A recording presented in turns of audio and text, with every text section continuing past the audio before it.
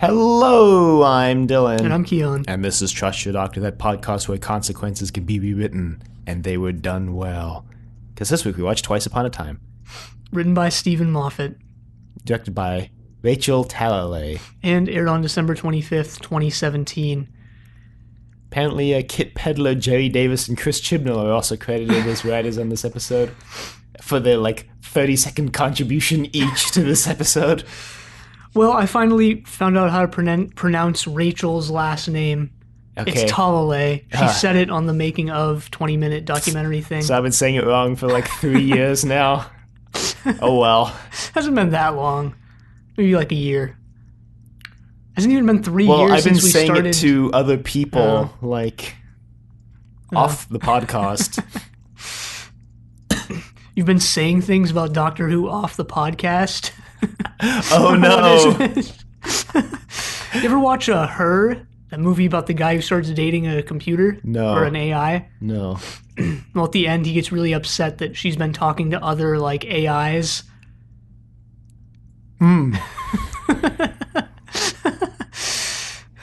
Really bad movie.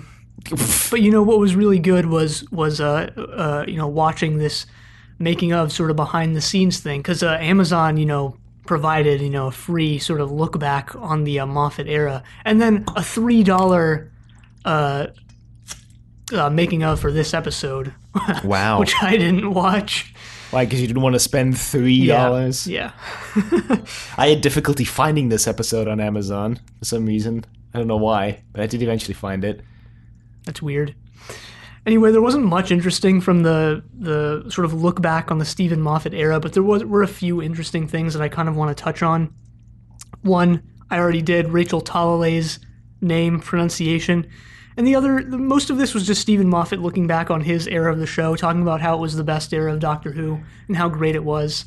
But one interesting thing we sort of got was Stephen Moffat's favorite stories from his time as the showrunner of Doctor Who. And apparently, according to this, documentary, he was responsible or was a showrunner for 83 episodes, and he sure chooses a lot of them as his favorites. Oh boy. So let's just go through this. He starts off with All River Song Stories. Vincent and the Doctor, which he thinks might be the best Doctor Who episode ever. Okay. The Doctor's Wife. Okay, so far I'm not really disagreeing. The Girl Who Waited. Face the Raven. Face the Raven was pretty good. Flatline. Okay. Mummy on the Orient Express. All right. Which, yeah, all right. Kill the Moon. That's my favorite of the ones he lists. Saigon Invasion/Inversion. Heaven Sent, which he says was really difficult to write. The Husbands of River Song. Listen, and The Day of the Doctor. I like how basically all of those are 12th Doctor episodes. No, most of them are. Vincent and the Doctor, The Girl Who Waited, and other River Song stories are not. And I guess Day of the Doctor is like a multi-Doctor story. Yeah. And I would agree with that. I would agree that the 12th Doctor's run was superior to the 11th Doctor's, despite some questionable stories here and there. Despite a shaky start. Yeah. You might say.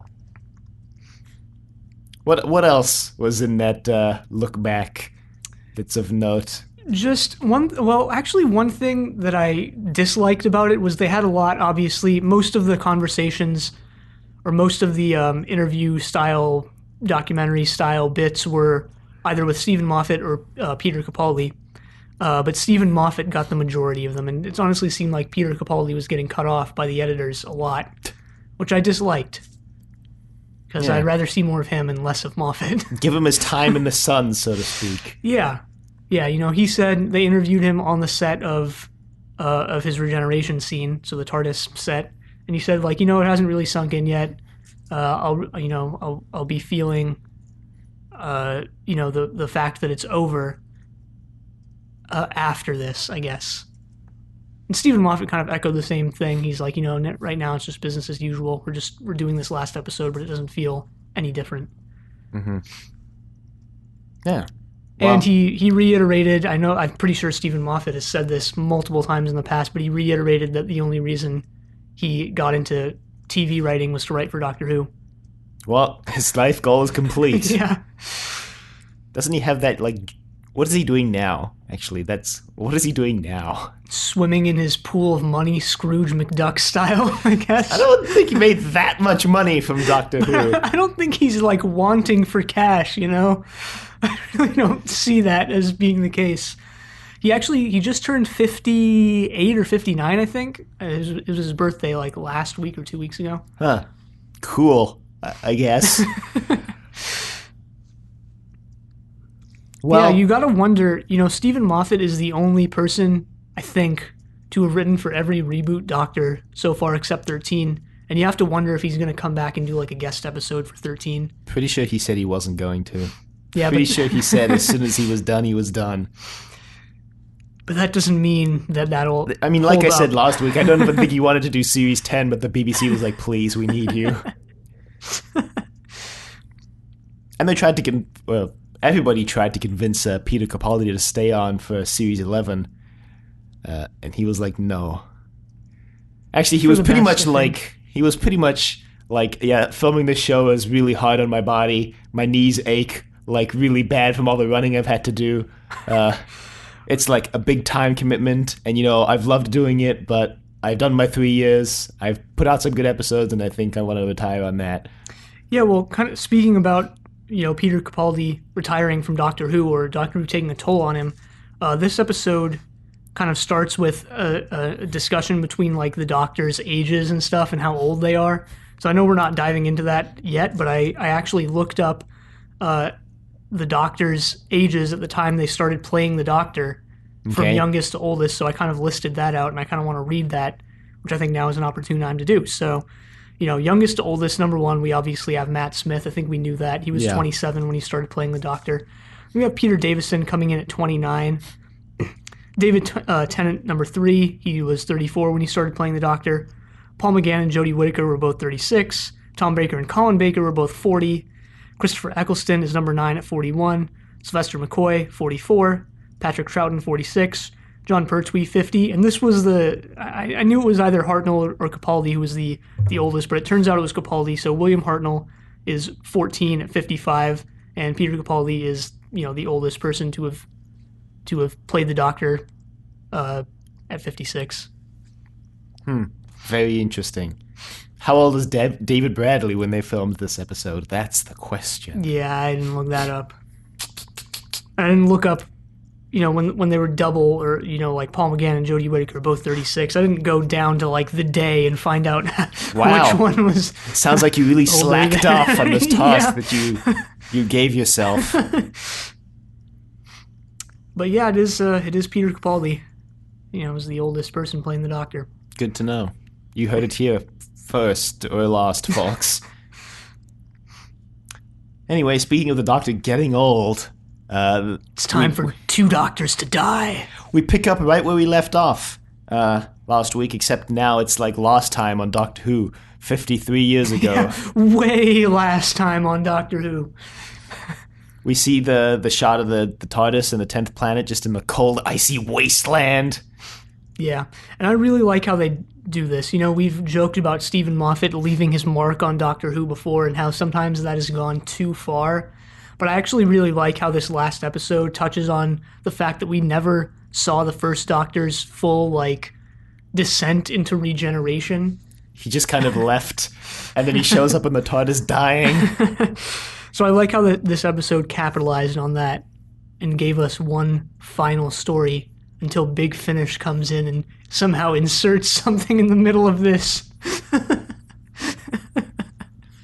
Big Finish in there, squeezing in a million stories. Well, David Bradley plays the first Doctor in some Big Finish audios now.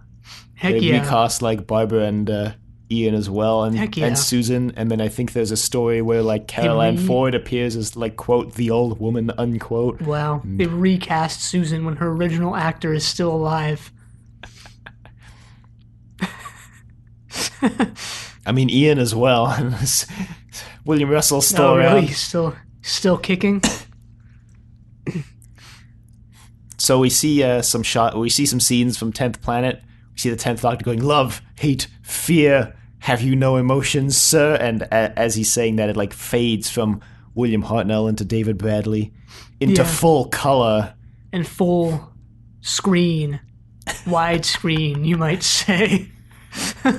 Yes, that was the real innovation of Doctor Who, inventing widescreen. And then we see some shots of fake Ben and Polly. Yeah, I mean, they really didn't go the extra mile in casting Ben and Polly for this episode because they looked They only nothing. had like one line each. Like, yeah, they were only on screen, granted, for like 3 seconds each. But, you know, these two people really don't look like, what was his name, Michael Craze and Annika Willis. Annika Willis. Was it Wills At or all. Willis? I don't I think remember. it was Willis. Oh well.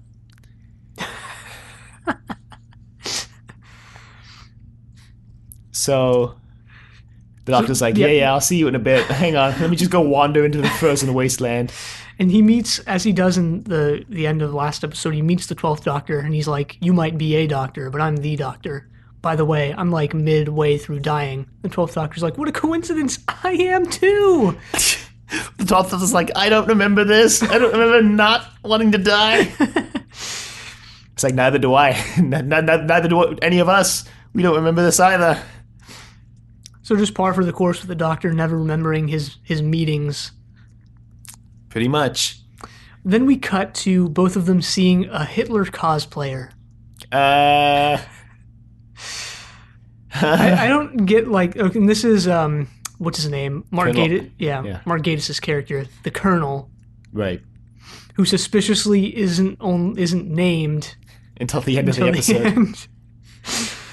But yeah, I mean, let's talk about this guy's design right here and now, because, you know, what was this all about? You know, he definitely looked a lot like Hitler. He's just got that World War I tiny British mustache. But combined with like the combed over hair and... The uniform is like way wrong for Hitler though. It's like the way wrong color. Yeah, but just, I mean, his face, like how they designed his think you're just stash seeing... and But hair. Hitler's stash was more of a rectangle and the Colonel's was... Yeah, it had, you know, little protrusions on the side, but you know, from a distance. I think you're just seeing Hitler where you want to see Hitler. I don't think so. The German soldier, if I remember correctly, was played by Toby Whithouse, I want to say. No, really? I remember him being played by another writer. Yeah, Toby Whithouse. Huh.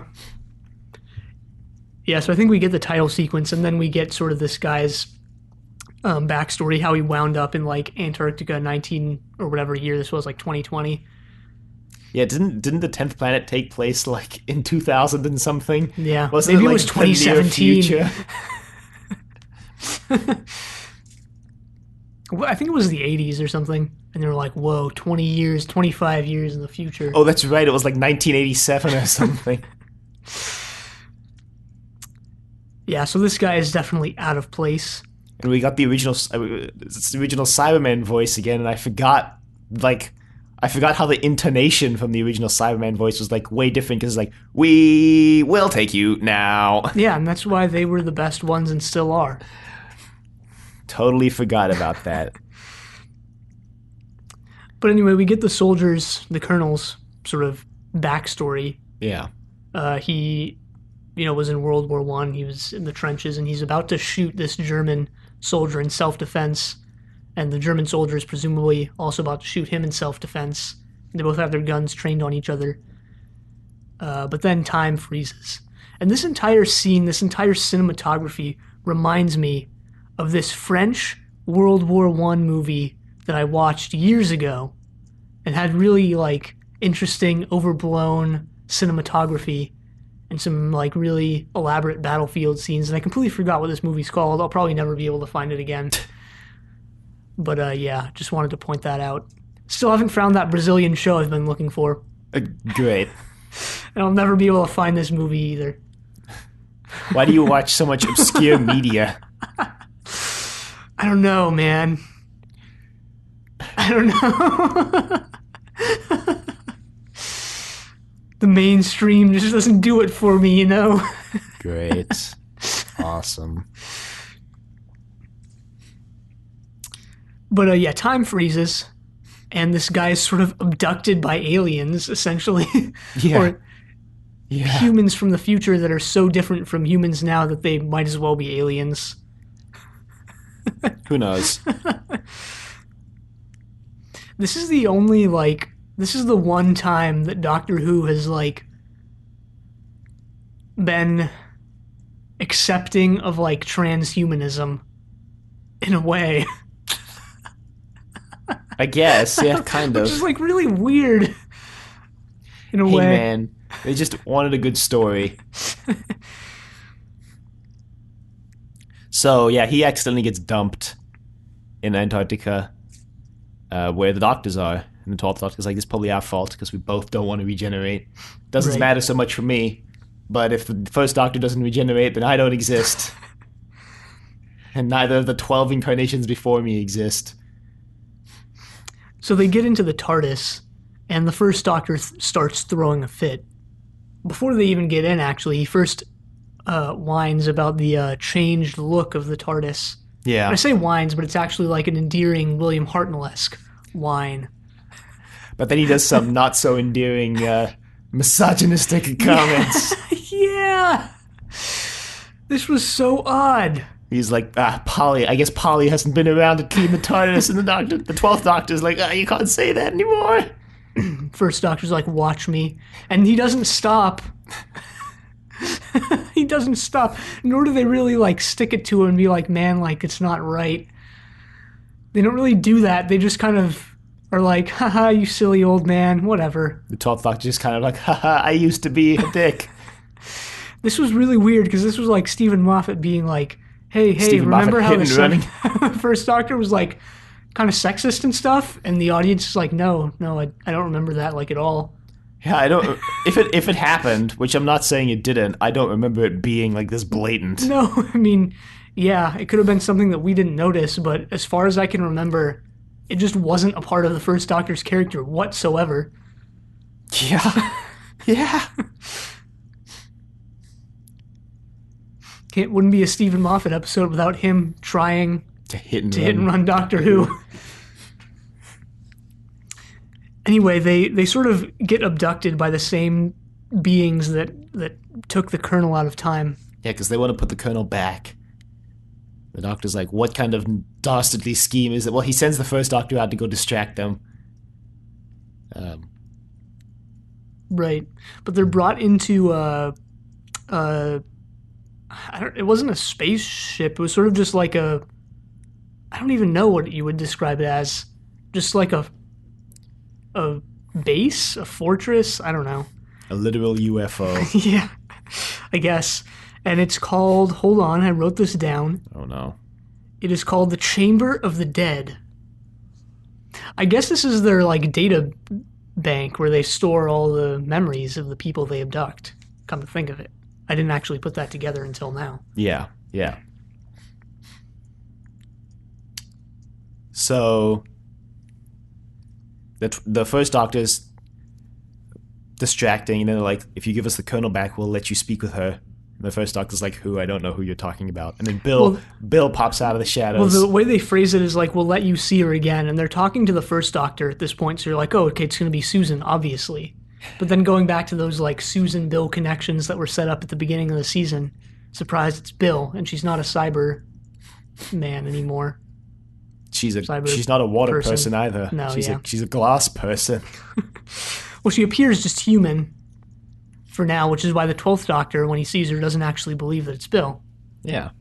Some nice character development here from the 12th Doctor, because if you'll remember the very first episode, Clara's like trying to give him a hug, and he's like, oh, I don't think I'm a hugger now, but the 12th Doctor like bolts out of the TARDIS to come hug Bill. Yeah. His heart grew 3 sizes that run.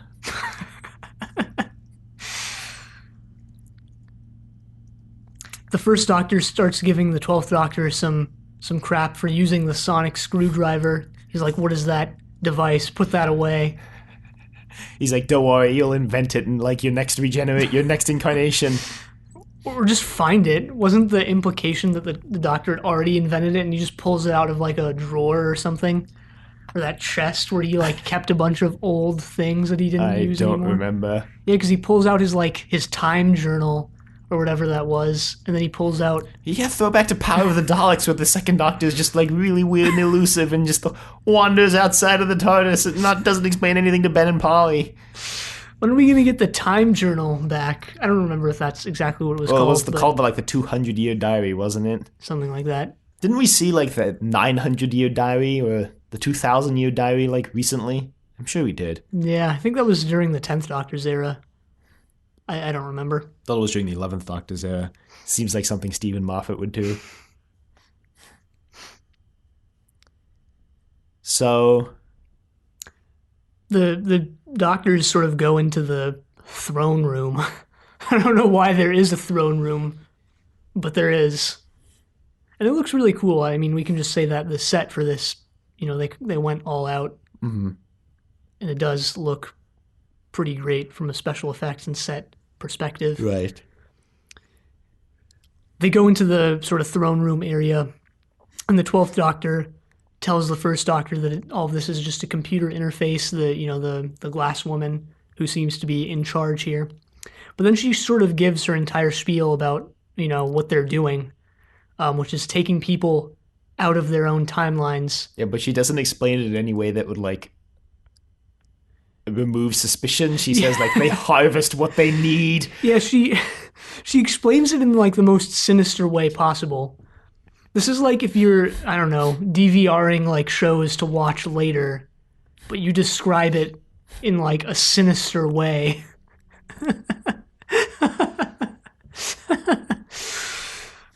So essentially they're taking people out of their own timelines, recording their memories as these advanced computer programs that can act as humans, and saving them, and then just putting the people back. And they do that right before, the people are about to die, which is why they took, the Colonel out of his timeline right before he was about to get shot. Have to wonder how they harvested Bill's memories when she was like a water person, a godlike water person who never dies. Maybe they harvested her before she got cyberized. She has her memories from after that, so I don't really know how that works. But she remembers Heather saving her as a water person. Yeah. So. Do these memories that they take out? Can they have memories as well? Are they like lives in and of themselves? Or are they just interfaces? I mean, that's kind of the question the episode seems like it's going to ask, right? Like, the Doctor's like, you're more than just your memories. And Bill's like, no, I'm like, people are just memories. Like, that's all we are. And the only purpose that it serves is like to help the Doctor regenerate, which is what I want to talk about at the end. Yeah. But it seems as if, based on Bill's adventure in this episode, like it seems as if these memories can have their own memories. Let's not get too bogged down in the details, as is typical with Stephen Moffat stories. Let's not, Well, I think that's an interesting idea. Just one that maybe is not fully explored. No. So, the first Doctor points out that the computer interface is not computer generated because it's asymmetrical. Yeah, which this is a stupid, conclusion of the first Doctor. Just because it's asymmetrical doesn't mean it's not like a computer interface, doesn't mean it's not 3D animated, I don't know, man. Whack. Well, they escape. And they need a bigger database to find out what's going on. They land in Antarctica and they take the TARDIS, and Bill's like, great, they've got the TARDIS, and the Doctor's like, that's what we want them to think. And the first Doctor just pulls out his key and he's like, we've still got my TARDIS. And we go into the first Doctor's TARDIS in a nostalgic trip down memory lane. They even put the clock there. The random clock that And don't forget the chair. Oh yeah, the chair. Where's the food machine? Come on. Well, that was never in the console room, I don't think. No, I think that was in that weird antechamber, off the console room. But this was great. As someone who started with the first Doctor's era, and, my favorite TARDIS set is still the first version. This was great. I was going to say it was great how the show always felt it necessary to explain all the questions nobody asked, like where do they eat and what do they use for money. Wait, what do they use for money? I don't remember that question being Wasn't asked and one of the answered. episodes? Didn't they land and they were like broken? For some, maybe I'm misremembering. What, they had like a money printing machine? They're just They're just what counterfeiters. was that? The world's biggest counterfeiting ring is the Doctor. What was that Banksy documentary from like 2010 where he just like opens? Exit to the gift shop. Yeah, there's just a point in that movie where like he opens a drawer and it's just full of like hundreds, and he's like, "Yeah, these are printed." I don't remember this.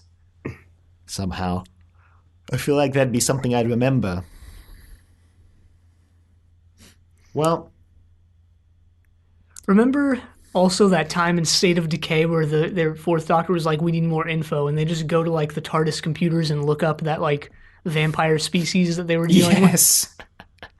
Well, they try to do that here, but then the Doctor's like, "There's not enough stuff in your TARDIS yet. You haven't done enough exploring yet." So they have to go to the largest database available. Say Of all that time. 10 times fast. The largest Not right database now available. because The largest it doesn't database. make for compelling podcasting. Do it later. Like how you're saying it, like to me specifically, or to the audience as if they have their own podcast. Like, trust us, this won't make compelling podcasting. We know if there's anyone you can take podcast advice from, it's us. 200 something episodes and not many more frequent listeners later. It's actually not true, but whatever. So they go to a location which looks the like 12th sort of a Doctor's- hell on earth post-apocalyptic ruin. The 12th Doctor's being really evasive about where this is, but he says the database wants to kill him.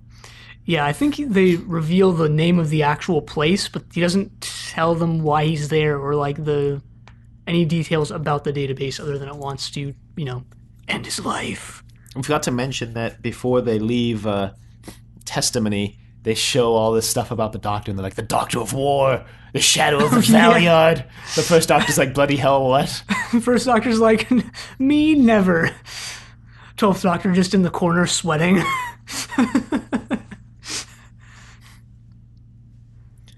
Anyway.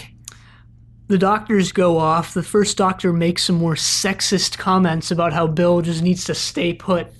Yeah, and how all women are made of glass. Also something about old men, or women like old men can be put to some use. I was like, whoa! I don't remember the. I mean, I think I can say with almost 100% certainty, if there were snide sexist comments from the first Doctor, it was not this blatant. Otherwise, I would have remembered it. Yeah, I think so. Although I guess that's circular argumentation because I'm saying, like if he said it, I would have remembered it, and if I remembered it, if I would have remembered it if he said it, type thing. But whatever. Bill actually does get to have her own comeback to this. I was going to say, I do remember the first Doctor saying something in Unearthly Child about how him and Ian needed to keep the woman safe or something. Like they needed to go first because the woman couldn't lead or whatever. But yeah, I guess you're right. I think I do remember that. Because that was like a pretty recent watch for us, or like about a year relatively ago. About a year speaking. ago. Yeah. Bill does get to have her own like comeback to this, where she doesn't outright state it, but she heavily implies to the first Doctor and the Colonel that she's into women, and they go like, "Whoa, whoa." Yeah, because they're like, we've had our experience with women, and Bill's like, so have I. But eventually the first and 12th Doctors go off in search of information. Yeah. And Bill, who has been under suspicion this entire time, we get a little shot of her hand reaching for. She's gonna give the Colonel something like a glass of water or something like that. We see her hand reach out, and it's glass. Dun dun dun dun. And actually, only the 12th Doctor goes off at this point because Bill eventually does sit down and talk to the first Doctor, and they sort of have a heart to heart conversation.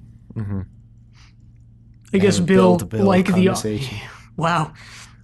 I guess Bill, like the audience, is just supposed to write off the pretty rude sexist comments. I know we're harping on that like a lot, but like, I don't know. It just seemed like if I were in Bill's shoes, personally, and someone You like, wouldn't take this. no, like, yeah, I wouldn't just take it in stride and like kind of sit down with this guy and talk to him like a friend. I guess she just knows that he's going to turn into the 12th Doctor at some point Mm-hmm. and is justifying it that way. I don't know. Yeah, the gist of this conversation is the first Doctor ran away because he wanted to see what keeps the universe together. Bill basically insinuates that the Doctor's a fool because he doesn't realize that he's the one keeping the universe together. Well, he says, you know, he reveals, as I think the 12th Doctor did, I'm pretty sure it was the 12th and not the 11th, that he ran away out of fear. And this is the first time we get the first Doctor saying that, of course. But he also says he ran away to see the universe, so... Right, and that kind of ties on a line we get from the Colonel also, where he's like, you know, fear can do that to you, can bring you hope or something. Because the Colonel's talking about how he was ready to die, but now that he's been taken out of that moment, he has, you know, hope, and now he's actually afraid to die again. Mm-hmm. The 12th Doctor is navigating his way through this landscape. The first Doctor picks up a Dalek eye stalk, and he's like, wait a minute. And then we meet the greatest returning character of all time. Nobody saw this coming. Guess who it is? It's Rusty from Into the Dalek. The 12th Doctor's second episode. Or third? I think it was second. I think it was second. Yeah, I don't remember. I've blocked Series 8 from my memory. It's Rusty. And it turns out that ever since Rusty's encounter with the Doctor, he's been on a Dalek killing crusade. Yeah. Apparently dogs just come there to kill him and he just kills them. Yeah. Not a bad life, you know, turning this area into like a Mad Max style wasteland where anyone who approaches just gets shot and brutally murdered. Not Mad Max in aesthetic, but just Mad Max style in like how much you probably don't want to be there. But the Doctor's like, hey, Rusty, can you help me? And Rusty's like, no. And the Doctor says, you know, helping me hurts the Daleks. And Rusty's like, wow, you're right. So he does. We get information taken from New Earth. Yeah. That's kind of weird. Because Rusty just has the ability to, like, I don't know, hack into, like, New Earth computer systems, possibly through time travel? Well, they're in the future right now. Yeah, they are in the future. But we meet Dr. something. Dr. Susan Caxton. No, that's from Star Cops. The Dr. lame Phil finale Pot or to Star whatever. Cops. Oh yeah, it was reporter Susan Caxton, not Doctor. Yeah, and the other reporter, Daniel, what's his Yeah. name? And then we had Dr. like Pot or something. Whatever, that's another story. For another time. Never-ending story. But anyway, we find out what the intent of this program was. It was to basically what the Glass Woman just described before, except like in a nicer, more PR way. The Doctor's like, wow, it's not an evil plan. I don't know what to do because it's not an evil plan. Then Bill shows up and she's like, hey, Doctor, I'm just a bundle of memories. The Doctor's like, wow, I knew you were an imposter. And she's like, no, I'm not. I mean, I'm literally Bill, but...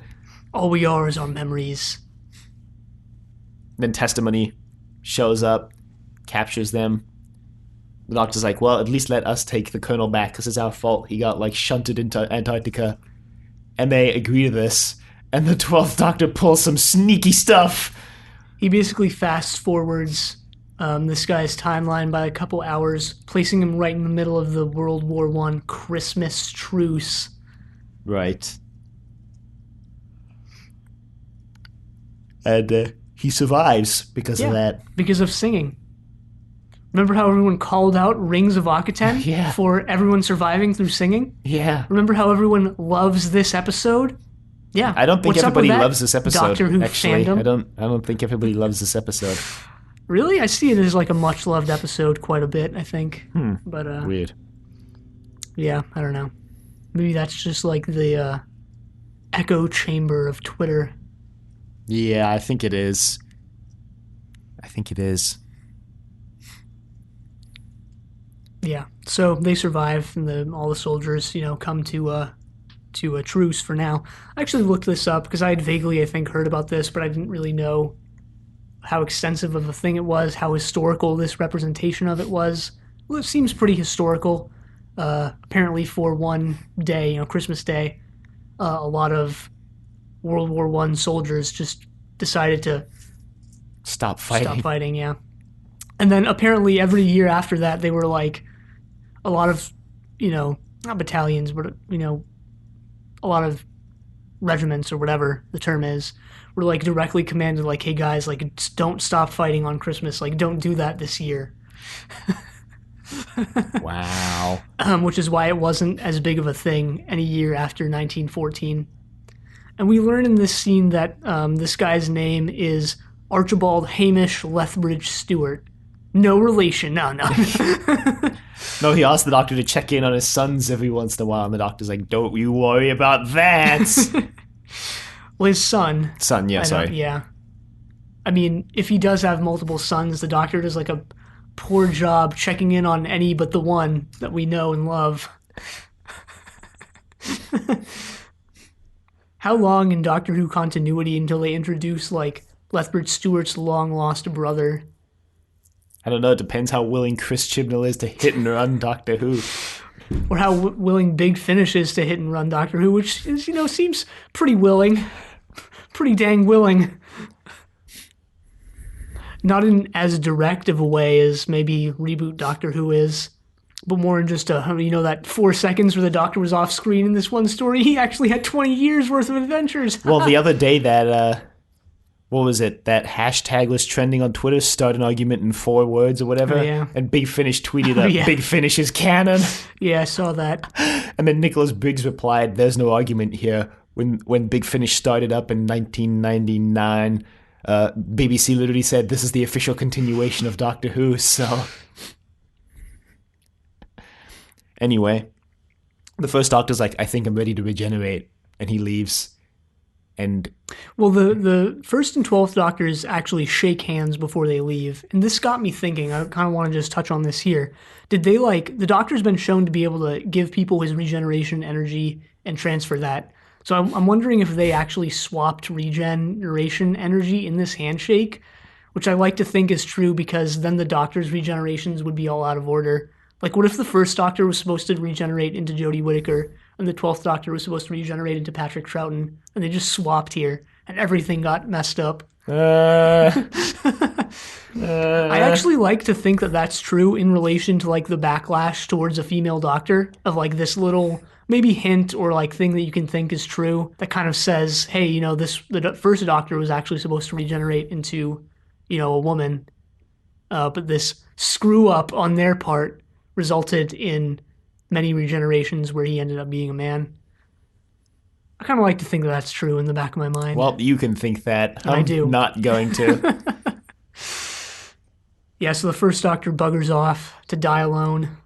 He tells the 12th Doctor, well, the 12th Doctor's like, you'll find out what I decide the long way around. And the first Doctor's like, all right, here we go, the long way around. Then Bill's like, so what are you going to do, Doctor? You really shouldn't die, the universe needs you. And he's like, can't I just die? I just want to stop. Well, she's like, memories are important, and I'm going to prove that to you. And she transforms, like, into Clara's memories and re-gives them to the Doctor. Yeah, so I guess that means, like, in that instant that Clara gets taken out of time when she dies for the Raven, like, in that exact same instant, Testimony, like, also took Clara to steal her memories.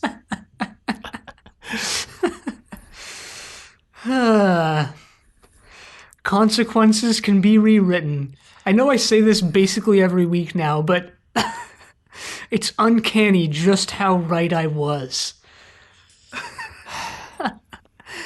Well, the doctor's like, you gave my memories back.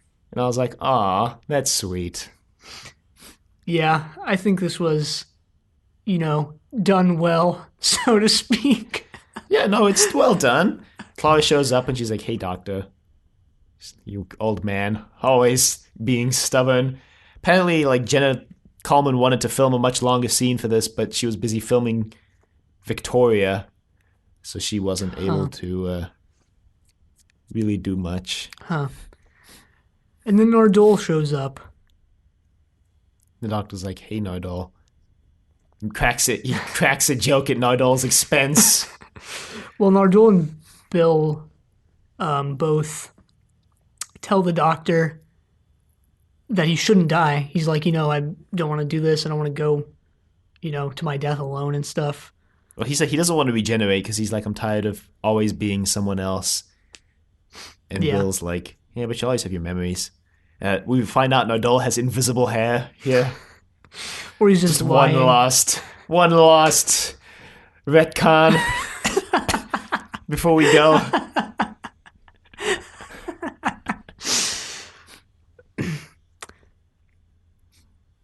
But the doctor eventually does accept that he needs to go and Die. regenerate. Yeah.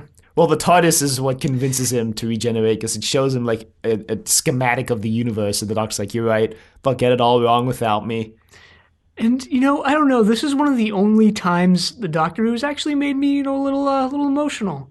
Yeah, The I other cry time- every time the 12th Doctor regenerates. It's actually like the most emotional regeneration for me. Wow. Do you actually cry every time, or is it just the meme No, it's like just the first time. misspelled? I cry every Nah, time. I just cried the first time. Yeah, this is the first time since like a town called a town called Harmony? Mercy. Mercy. A town called Harmony was from The Prisoner, actually. Or no, that was Living in Harmony, is an episode of The Prisoner. Doctor Who's got me like really teared up, and one of those seems really more well earned than the other. Yes. Yes. I don't know why I cared when the sheriff freaking died in a town called Mercy. But this scene is kind of got to me. Yeah, the doctor's like, yeah, I guess I can die. And he's like, well, hang on, doctor. I've got some words for you. Like, he's doing like a speech to his next incarnation. Yeah. So always try to be nice. Never fail to be kind. Hate Never is eat always pears. foolish. Love is always wise. Never ever eat pears. That line really rubs me the It's a wrong reference way. to a Stephen Moffat line that got cut from Blink. Well, actually, it didn't get cut, but one of the... I've been holding on to this tidbit of knowledge for like 2 years, but in the... David Tennant filmed a whole lot of scenes of him just talking, on that orange background Yeah. so that they could like play it, and in the background. And it's like you can watch the whole thing on the DVD extras, and one of the lines he says is like, "Oh, I hate pears. Like pears, like my least favorite fruit." So Yeah, the texture, the taste, is great, but the texture just doesn't live up. all right, It's true. if you say so. If pears had like the texture of apples, they would be great. But the texture, their actual texture is holding them back. Okay, whatever you say. Just combine the texture of apples and the taste of pears. Well, the doctor says that like only children can understand his name when the stars are right and everything is perfect. And then he says something like, "Doctor, I let you go." Yeah, as much as I think like examining the creators in like a literary sense is more historical and not literary and is not that important to like literary studies, which this isn't literary studies, but it's something that I do kind of care about. It's this sort of meta like line kind of got to me in the sense that like, yeah, Stephen Moffat is this guy who has been, a huge fan of Doctor Who since he was a kid, and it was his dream to work on the show, and he finally did that. And, love it or hate it, he really was able to like leave his mark on the show and, really do a lot for Doctor Who. Well, not only that, like Peter Capaldi too, like Yeah, that as well. he's also letting the show go here. Like very emotional moment for all involved. Yeah. The last thing we see of the 12th Doctor is his eyebrows, as was the first thing we saw of him. Very nice thematic parallels.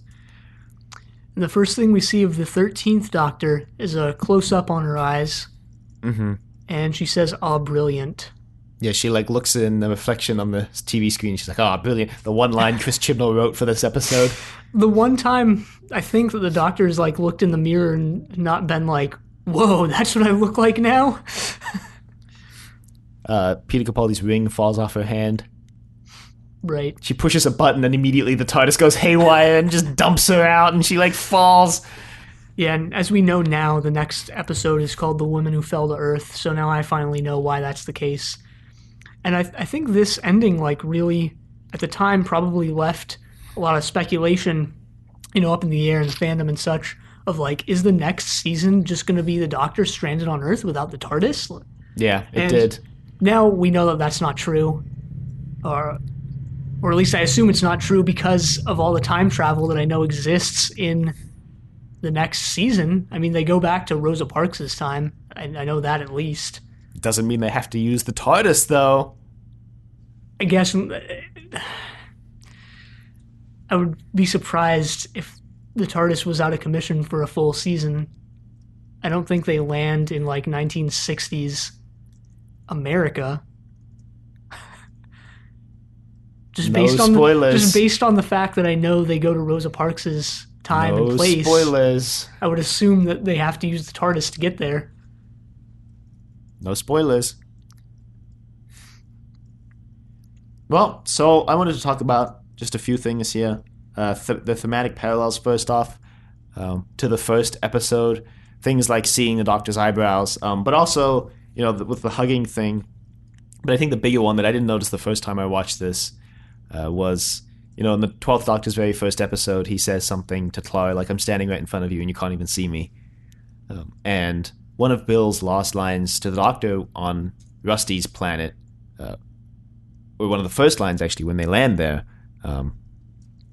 is like the Doctor thinks that she's made of glass, and she says like, "I'm standing right in front of you and you can't even see me."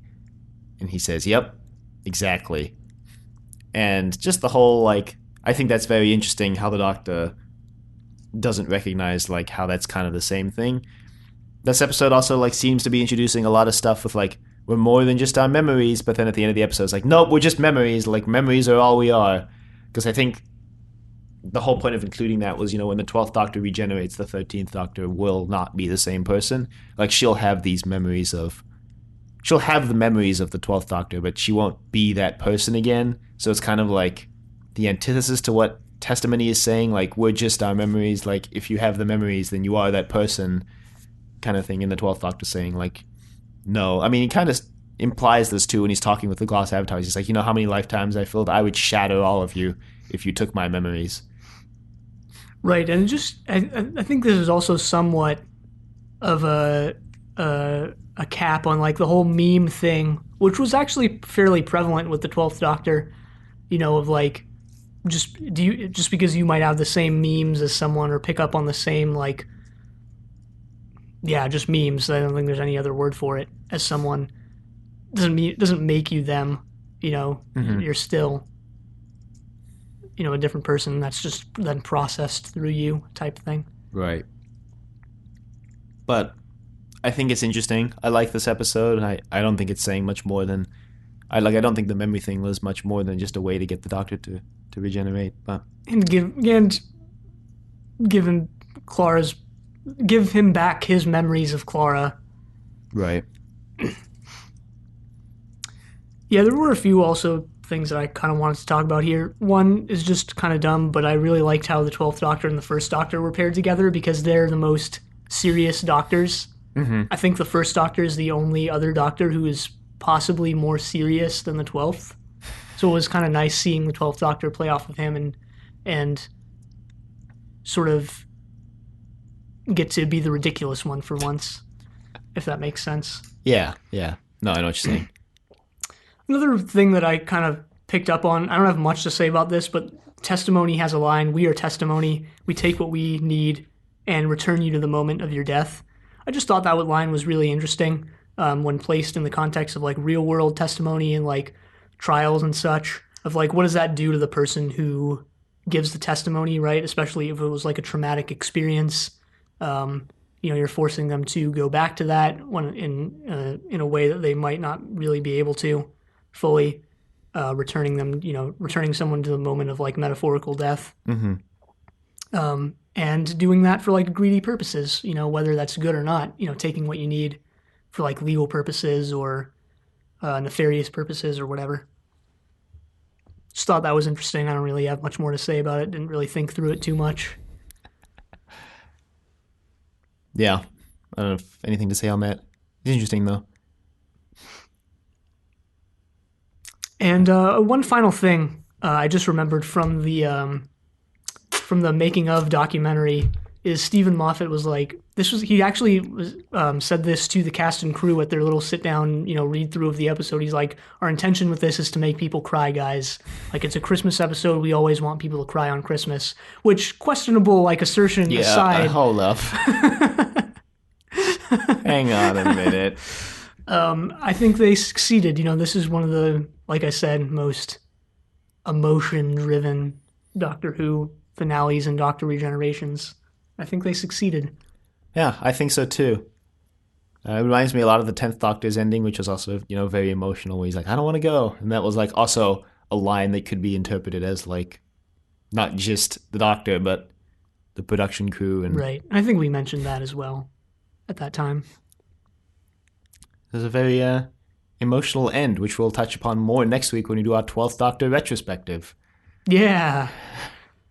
And unlike our 11th Doctor retrospective, we have supplemental material planned out. Ha ha ha. Yeah, we're going to read some 12th Doctor comics. We'll read the first, the first kind of omnibus, which I'm not remembering the title of the kind of overarching story that omnibus contains. But we'll put it in the show notes. The very first Titan Comics one. It's got the 12th Doctor and Clara. Looking forward to it. Looking forward to it. It's the first comic we've done on this show, I think. I guess unless you include the strips in the 9th Doctor annual. Yeah. But I don't. So season-wise, I definitely think, just a short season retrospective, I think this is the strongest 12th Doctor season by far, in my opinion. Or maybe close with season 9, series 9, whatever. Yeah, I wouldn't say, in my opinion, by far. I'd say it's very close to 9. But I really like the season. I liked the overarching plot like a lot. The whole turning Missy good, I thought was really unique, and I liked it. And the Vault plot was done really well, and I think the stories this season, I just really liked them as well. Yeah, and let's just point out that the 12th Doctor, Bill and Nardole, is one of the best TARDIS crews. Yes, ever. I loved this TARDIS crew a lot, which I think plays into why this ending was so emotional, because this crew is disbanding. Yeah, I think so as well. And as much as I think Clara is my favorite companion from 2005 and onward Doctor Who, I almost wish that, this crew was the one to get 2 seasons and not Clara. Yeah, me too. I would have liked to see more of Bill and Nardole. I think Bill had a lot of potential that may have gone unrealized. Yeah. Oh well. Such is life. That's all we can say at this point. Yeah, I guess. it's not like, what else can we say? Always read the books or comics that include Bill and Nardole, I guess. Which we hopefully are. I don't know much about this comic. No, the one we're reading has Clara. Well, that's good too. Pre Bill. So anyway, I don't have anything else to say. Nah, neither do I. We do have an email from RG to read, though. She did email us her thoughts, like she said she would. Thoughts about Twice Upon a Time. Hello, doppelgangers. Here are my thoughts about Twice Upon a Time. I believe the episode is hated by many, yet it is one of my most watched. So many highlights to me. I was a little annoyed they brought back Bill for various reasons. Does nobody ever stay dead any longer in Doctor Who? Where's this generation's Adric moment? However, I was glad to get to watch Paul Mackey strut her stuff one more time. I thought Mark Gatiss was excellent as always. He holds the distinct honor of having acted in and written for Doctor Who. One of his better scripts was The Creepy Night Terrors. For a fan who's watched the show forever, the nod back to Lieutenant Brigadier Lethbridge Stewart was a treat. David Bradley also does a superb job. I really love all the little interplay between the old crotchety sexist Doctor and his more hip and tech-savvy incarnation. Not to mention the awkwardness when the lads find out that Bill also likes the ladies. Without a gay companion, we would never have had such moments. It's not about being politically correct, whatever that means. It's about getting new comedy and drama from an established format. How lovely to see the Doctor allowed to remember Clara. Capaldi says her name so gently. It was fun to see Nardole getting one last cuddle. The dying moments of 12 make the best farewell to regeneration, in my opinion. A wise and stirring speech about kindness and not eating pears, followed by an epic explosion worthy of the mighty Rachel Talale. From memory, they were running behind time as always and only had one chance to get the shot. Then we have the regen, again the best for me, and the excitement of seeing a female Doctor who came out of the gate in such a way that we saw her go from confused to pleased in a deliverance of that line that will define Jodie Whittaker forever. Ah, brilliant. I can now dress as the Doctor at conventions and have done so twice since Jodie was announced for the role. People are always excited to see my costume and show far more warmth towards me than any of my other dress-ups. Then we get to see the end of the Moffat's tenure as his words literally fly out of the TARDIS. For those who joke that the new Doctor is a woman driver, you have very short memories. 11 crash landed his and 12 flew into the jaws of a dinosaur. 3 also crashed to Earth. Basically, the Doctor's always been a terrible driver, and so we start a new era with so many possibilities. What will this new Doctor be like? Will she be stranded on Earth sans TARDIS? Can't wait to find out. Stay brilliant, RG. Yeah. Yeah, so thanks for emailing I think we in. hit upon pretty much all of those, actually. Yeah. And, yeah. I don't think we actually, or I actually explicitly said it, but like, yeah, I agree. I do think this is the best regeneration in the history of Doctor Who. Right. I think so, too. It's definitely the most well done. Very nice, kind of low key, but then it ends in that big explosion. The music is just great as well. We've got to mention this is Murray Goldfloss' turn as composer for the show, so it is truly an end of an era here. Yep. And there's a lot of excitement, I think, moving forward, moving into the Jodie Whittaker years. Yeah, I'm really excited to watch the 13th Doctor and see what's in store. See what's in store, but also see what's up with the controversy about this season, because there's a lot of detractors as far as I know. Yes. And then a lot of people who obviously love it as well. I'm excited to revisit the episodes, see him again. Because there's some I definitely want to revisit, so definitely looking forward to the future. Yeah. Always looking forward, never back on this show. We say as we're doing a 12th Doctor retrospective next week. Well, and also, the revisits of earlier episodes, which we said we wanted to do more of. Right. And the potential 6th anniversary special, which we may have in store, which may have us revisiting a much loathed episode. No. Well, thank you, RG, for emailing us your thoughts. It's always good to hear from you. Yeah, always good to get your perspective on this show. But otherwise, I don't really have much else to say. No, neither do I. If you would like to email us, you can reach us at thedoctor@decadentvegetable.com. Questions, comments, concerns, angry rants, love letters, your thoughts on the 12th Doctor's regeneration. You can find us on YouTube at Decorative Vegetable. You find us on Apple Podcasts and Google Play and Spotify at Trust Your Doctor. Be sure to leave a rating if you like the show. Check us on Facebook, Trust Your Doctor. Like us on Facebook. Also check us on Twitter at TYD Podcast and follow us on Twitter. The next time we're going to be doing the 12th Doctor retrospective with some comics that we don't remember the names of at this point, but until then, the end.